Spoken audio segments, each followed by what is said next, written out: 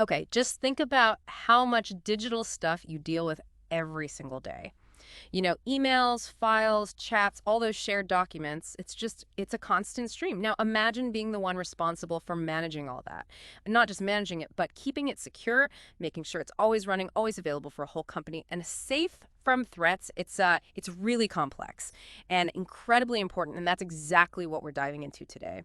Yeah, our mission here is basically to pull out the key insights, the really important bits from all the info we've gathered on Microsoft 365 administration, give you a shortcut, really, to getting up to speed on this critical role. Just so everyone's on the same page, M365, Microsoft 365, that's the big cloud suite from Microsoft, productivity, collaboration tools, so many businesses run on it now. So maybe you're thinking about it as a career, or perhaps you're already juggling an M365 environment, or maybe you're just, curious about what goes on behind the scenes to keep our digital workplaces ticking. This is definitely for you. And we've got insights from all over. Candid stuff from Reddit forums, detailed security guides, official Microsoft docs on managing tenants and admin roles. It's a real mix.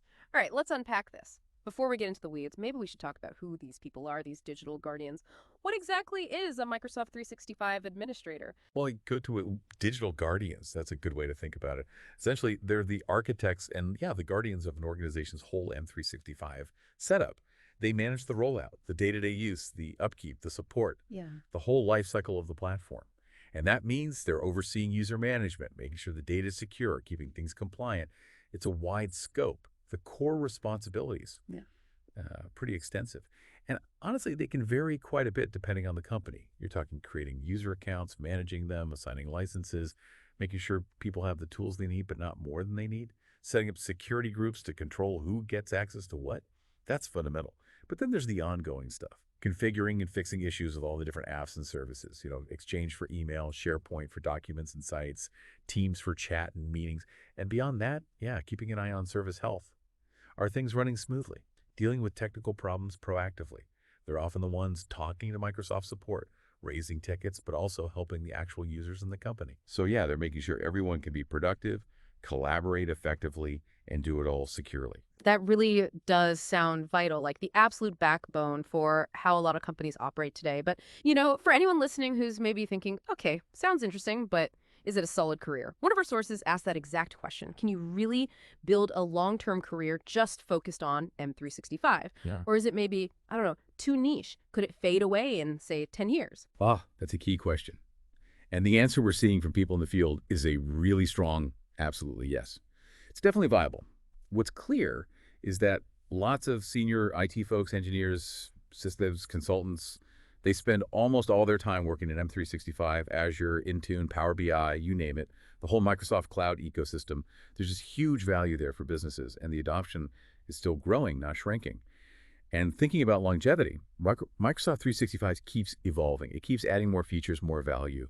Some people are even calling it the new Windows desktop admin role because so much management has shifted to the cloud via M365. If you look at the competition, Google Workspace, G Suite, it also doesn't have the same depth or maybe the familiarity for enterprise users. And Apple's stuff, seen as more limited platform-wise for this kind of broad organizational use. So betting on M365 skills for a career, it looks like a very solid bet right now. Okay, that's reassuring. But, diving deeper into that career advice, some of it was intense, this idea of a constant sprint in IT. What was some of that really blunt, almost crucial advice for staying relevant? Exactly. Intense is the word. There's this core idea that an IT career is genuinely a constant sprint to avoid extinction or obsolescence. It sounds dramatic, but there's truth to it. One piece of advice we saw, I think it was on Reddit, was literally run like a T-Rex running from the exploding volcano. Oh, okay. Yeah, it really underlines the core principle. Always be learning. That is the answer. Full stop. Have you seen that play out, like personally or with colleagues? But that pressure. Oh, absolutely. I knew someone, a brilliant engineer with traditional on-premise server skills, who just resisted the move to cloud, really dug their heels in. And within just a few years, honestly, their core skill set was becoming less and less relevant. It led to a real scramble to catch up later. It's a real thing. And it proves that point about long-term plans, 5-year plans in this field.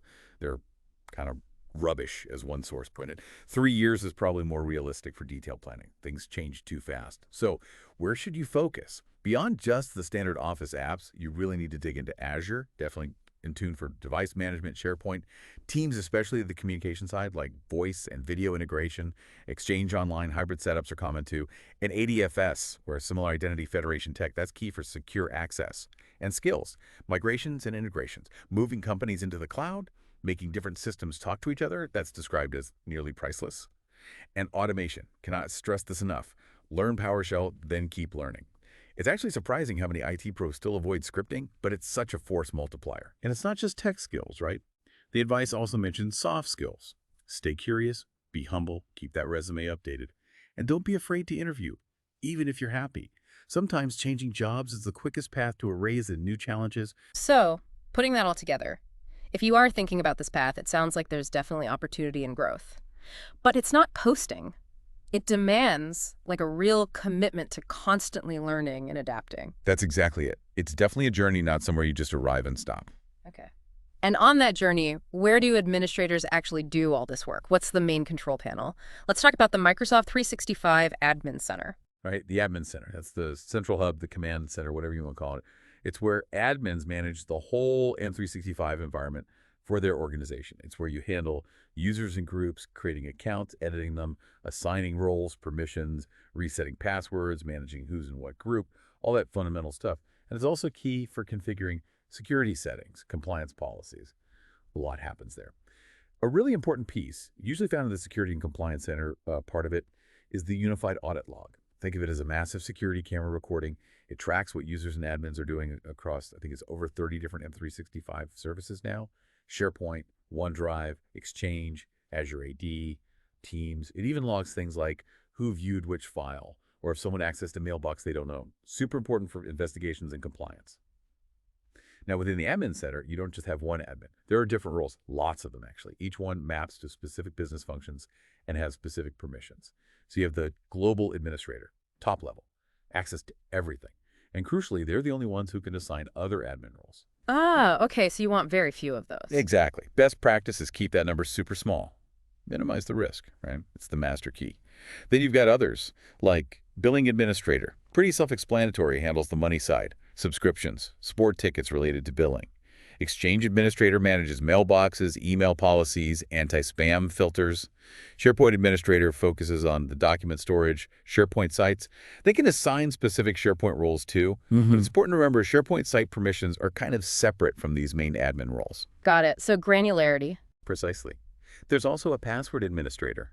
They can reset passwords for regular users, check service health, but that's about it. Limited scope. Service administrator. They could open support requests with Microsoft, see the service dashboard, the message center about updates or issues, but mostly view only otherwise. And a user management administrator. They can do password resets too, add or delete user accounts, manage service requests, but they can't delete a global admin, for instance, or create other admin roles, again, define boundaries. The Admin Center is also where you go for service health. There's a dedicated page, lets you check if Microsoft services themselves are having issues. Office web apps, Teams, Exchange Online, Dynamics 365. It's really helpful because if users start reporting problems, you can quickly check if it's a known Microsoft issue before you spend hours troubleshooting your own setup. Saves a lot of time, I bet. Definitely. You can customize the view, get email alerts, up to 2 email addresses per admin can get notified, or even push notifications on the mobile admin app, and you'll see different terms there. An advisory usually means Microsoft knows about a problem, it's affecting some users, but the service is mostly working, maybe with a workaround.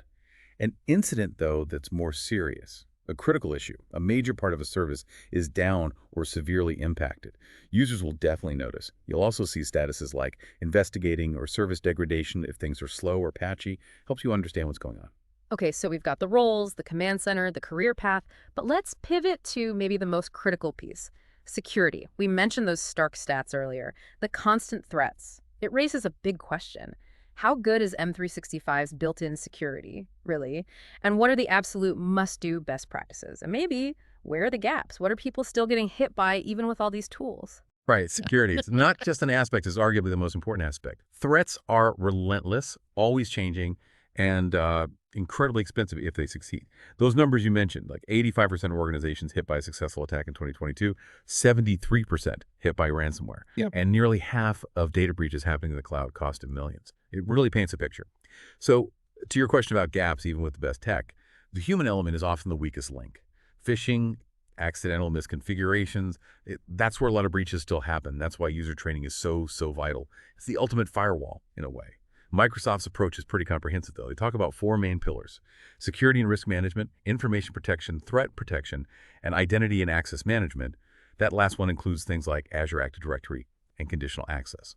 And it's worth mentioning, M365 meets major global standards like ISO 27001, so the platform itself has a strong security foundation. Now, best practices. Distilling from the sources what absolutely needs to be done. First off, security defaults. This is like the easy button for baseline security. One click enables it. Automatically requires multi-factor authentication, MFA, for everyone, admins included. Blocks outdated, risky login methods. For smaller orgs, this might honestly be enough to significantly boost their security posture. MFA, multi-factor authentication, we hear that a lot. You do, because it's critical. It's described as a crucial cloud security guardrail. It means you need more than just a password, something you know, like a password or PIN, something you have, like your phone getting a code or prompt, or something you are, like a fingerprint or face scan. Just add such a strong layer against stolen passwords or brute force guessing attacks. Next big concepts: zero trust and the principle of least privilege, POLP. Zero trust means basically don't trust anyone or anything by default. Always verify. Every access attempt needs authentication and authorization, and POLP complements that. Give users only the minimum access they absolutely need to do their job, nothing more.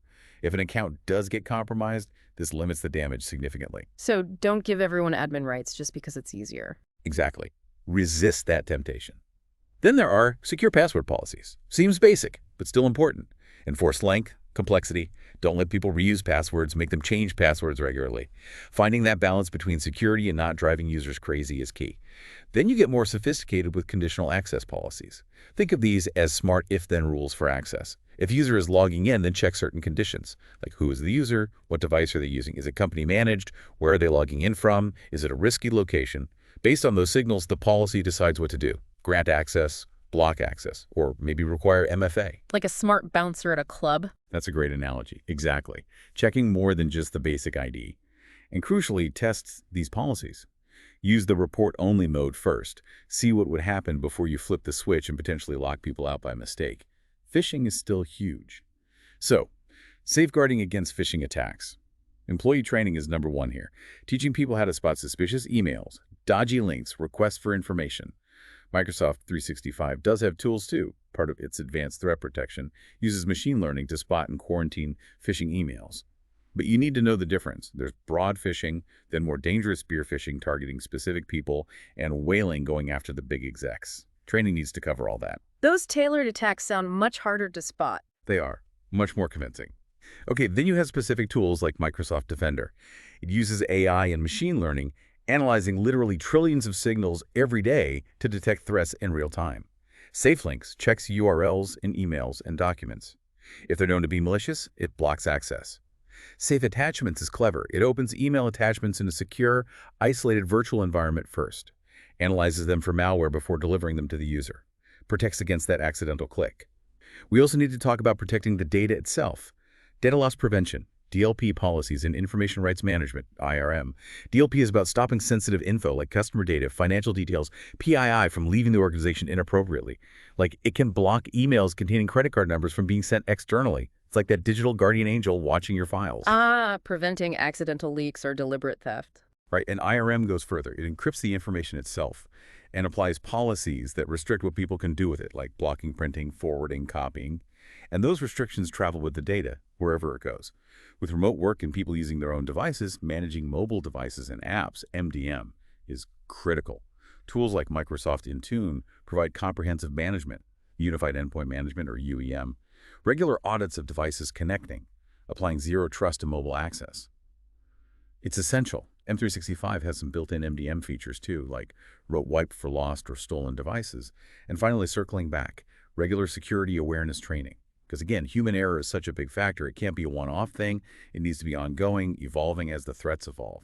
Simulated phishing attacks can be really effective for training. Wow, that is a lot of layers. It sounds incredibly robust, which I guess brings up that question again. If Microsoft is doing all this and has retention policies, do you really truly need a separate backup for your M365 data? Is it overkill?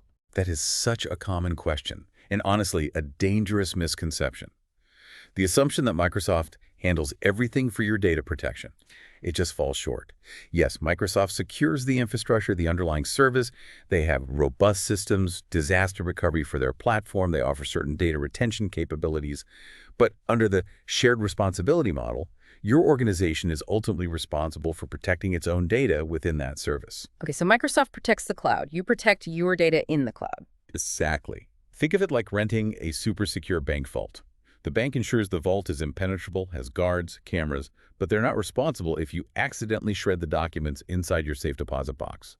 So why is backup still critical? Number one, data loss prevention. Simple accidents happen. Someone deletes an important folder, empties the recycle bin. User errors are common. Without a proper backup, that data could be gone forever, irretrievably lost. Having a backup means you can restore it quickly. Number two, security threats. Ransomware is the big one here. If your live data gets encrypted by attackers, having a clean, recent backup is your escape route.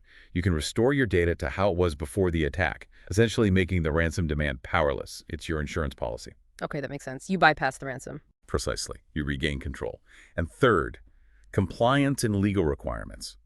Many industries have strict rules about how long data must be kept, how it must be protected, how quickly it must be recoverable for legal discovery or audits. Native M365 retention might not meet all those specific, often complex legal requirements. A dedicated backup solution gives you that control and certainty. So, if you are implementing backups, what are the best practices? Right. Based on what we've seen, first, choose the right backup solution.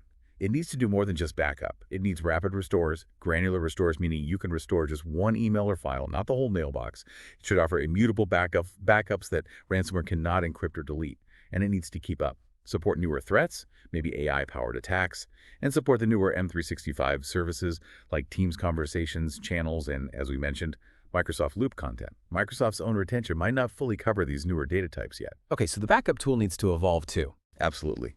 Then, obvious but crucial, regularly back up your data, be consistent. Daily backups are pretty standard, maybe even multiple times a day for really critical data. Make sure you include all Microsoft 365 services. Don't just back up email. You need Exchange Online, SharePoint Online, OneDrive for Business, Teams data, maybe Loop Now. Cover the whole suite that you rely on. And this one's huge, but often missed. Test your backups regularly. Don't just assume they're working. Do test restores. Simulate a disaster scenario. Can you actually get your data back when you need it? That's the whole point. The fire drill for your data. Perfect analogy. You also hear about the 3-2-1 backup strategy. That's a good rule of thumb. Keep at least 3 copies of your data, your live data, plus 2 backups. Store these backups on 2 different types of media, maybe cloud backup and a local copy, for example, and keep 1 copy offsite. Adds resilience. Always encrypt your backups. Protect the backup data itself, both when it's being transferred and when it's stored. And finally, again, train your staff. Make sure users understand why backups are important, maybe their role in identifying critical data, how to avoid accidental deletions in the first place. It all helps. Okay, that paints a clear picture of why backup is still absolutely necessary, even with all of M365's own protections. So looking beyond the daily grind and the essential security layers, what are some of the tools or strategies that really empower M365 admins, the things that let them manage and optimize at scale, maybe give them superpowers? Superpowers. I like that. Well, one definite power tool is PowerShell. We mentioned learning it earlier for career longevity, but it's also a huge enabler for efficient administration. Writing custom scripts in PowerShell lets admins automate repetitive tasks, streamline complex processes, manage users and licenses in bulk. It just saves an enormous amount of time and reduces the chance of manual errors. Things like bulk user creation, assigning licenses based on department, applying consistent security settings across groups, PowerShell makes that manageable. So moving from clicking around in the admin center to actually scripting the changes. Exactly. It's a leap in efficiency and capability. Another tool that's becoming increasingly important, especially with AI like Microsoft Copilot rolling out, is SharePoint Advanced Management, or SAM. Think of SAM as an add-on license that gives admins much deeper control over SharePoint and OneDrive content governance. It's really useful for preventing what's called content sprawl, sites and files multiplying uncontrollably. It has features like policies to manage site ownership, identify and archive inactive sites automatically. It also offers advanced access controls. For instance, a block download policy lets users view and edit files in the browser, but prevents them from downloading, printing, or syncing them offline. Really useful for highly sensitive data. Interesting. So more granular control over how content is used. Precisely. And SAM has this quite innovative feature called AI Invites. It actually uses AI, a language model, to analyze governance reports and suggest potential issues or risks, offering actionable recommendations. And tying back to Copilot, many of these SAM features are actually included if you have Microsoft 365 Copilot licenses, which shows how important Microsoft sees this level of governance in an AI-driven workplace. So Sam helps manage the data that Copilot will be working with. That's a key part of it, yes, making sure the data landscape is well managed before you unleash powerful AI tools on it. And finally, a crucial strategy is actively using and integrating with Microsoft Secure Score. This isn't really an add-on, it's built in. It constantly analyzes your M365 configuration against Microsoft security recommendations and gives you a score. More importantly, it shows you why your score is what it is, highlights specific security gaps, and provides concrete recommendations, often with links, on how to improve. It's like a personalized security roadmap for your tenant. Okay, so it's not just a score, it's actionable guidance. Exactly. It helps prioritize security efforts and demonstrates improvement over time. Really valuable for any admin serious about security. Right. So let's try and pull this all together. We have covered a lot of ground today, from, figuring out if this is even a viable career path to the nitty-gritty of security best practices, backups, and these advanced tools like PowerShell and SAM. Yeah, it's a big landscape. I think the core theme is that the Microsoft 365 administrator role is incredibly dynamic. It demands constant learning, but it's absolutely essential. They're the ones safeguarding arguably the organization's most valuable assets. Now it's digital information and collaboration capabilities. Right. It really requires that mix of deep technical skill, thinking strategically about security and compliance, and just constant vigilance. Well, we really hope this deep dive has given you, our listeners, a clear, pretty comprehensive, and hopefully engaging look into this complex world without, feeling totally overwhelmed by the details. And maybe a final thought to leave you with. Consider this. With AI like Microsoft Copilot becoming more integrated and cyber threats constantly getting smarter, how is this M365 admin role going to change next? Will it move beyond just managing the systems we have now towards actively shaping and anticipating the future of secure digital work and data governance? Something to chew on.